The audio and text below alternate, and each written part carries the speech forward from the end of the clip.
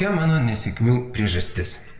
Ačiū už gerą klausimą ir mes turim 4 pagrindinės nesėkmių priežastis, kurios dažniausiai pasitaiko kiekvieno žmogaus kelyje į sėkmę. Pirma ir dažniausiai sutinkama tai yra pavydas. Mes žmonėms, kurie turi sėkmę arba sėkmės ženklus, pavydim. Tai reiškia, kai mes pamatom gatvėje kažkokią prabangią mašiną ar žmogų turinti kažkokius daiktus, naujus, prabangius, dažnai pagalvojam negatyviai. Iš kur pasivogė, iš kur jis gavo, koks niekšas ir taip toliau. Ir taip mes visatai siunčiam ženklą, kad mums to nereikia. Mes to nesiekiam ir mums tai nepriklauso. Kitaip sakant, kai mes pamatom sėkmės ženklus, jeigu juos reaguojam negatyviai, mes sėkmę atstumiam. Todėl pavydas yra pirma iš 4 pagrindinių priežasčių, kuris sustabdo bet kurio žmogaus sėkmę. Taigi, mėlyje, pirmiausia, reikia atkreipti dėmesį, ar mes linkim ir džiaugiamės kitų sėkme. Antras, veikla ne pagal savo prigimtį. Dažniausiai žmonės netampa sėkmingi, jeigu jie dirba ne pagal pašaukimą arba ne savo veiklos srityje.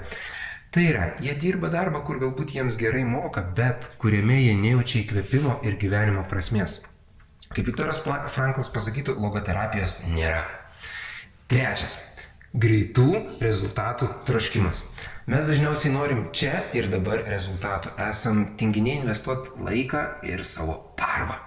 Tai greitų rezultatų troškimas dažnai sustabdo mūsų pasiekimus dar jiems neprasidėjus. Kaip tai suprasti?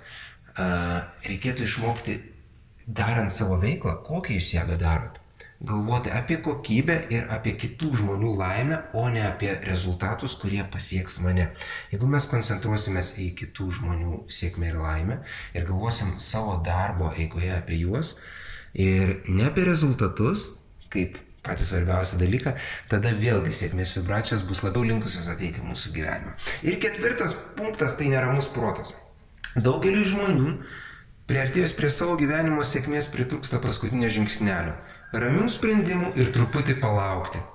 Tai ką reiškia ramus sprendimai? Jie gimsta tik ramiame prote. Ramus protas reiškia rytinis laikas savo.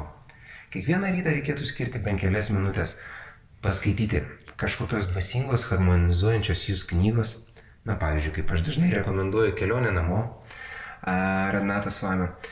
Reikėtų skirti bent kelias minutės taip pat paklausyti jūs įkvepiančio optimistiško šviesaus žmogaus, kuris gali subalansuoti jūsų sąmonę. Ir svarbiausia dalis, reikia skirti bent kelias minutės kiekvieną rytą meditacijai, maldai arba kažkokiai vidiniai praktikai, kurios metu jūs susiharmonizuojate ir atkuriat savo ryšį su visa aplinka ir visata ir pakilėt savo sąmonę į aukštesnės vibracijas.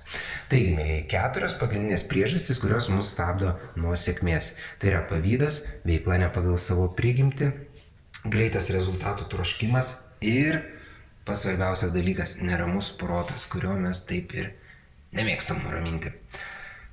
Tai jeigu jūs atkreipsite dėmesį į šitus 4 punktus ir kasdien skirsite po truputį laiko dirbti su jais, nes esmė yra kasdieninis dėmesys, tam reikalingas dienoraštis, kasdieniai pratimai ir savęs stebėjimas. Jeigu jūs savęs stebėsit ir skirsit po kelias minutės, lašas po lašo, galų gale ateis rezultatai. Tai nereiškia, kad jūs turit daug laisvo laiko sėsti ir skaityti, medituoti ir daug visko daryti.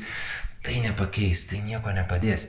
Esmė, kad darbas turi būti kasdienis, gali būti po mažai, po truputį, bet jeigu jūs norit sėkmės, pirmiausia atkreipkite dėmesį į šitas 4 problemas.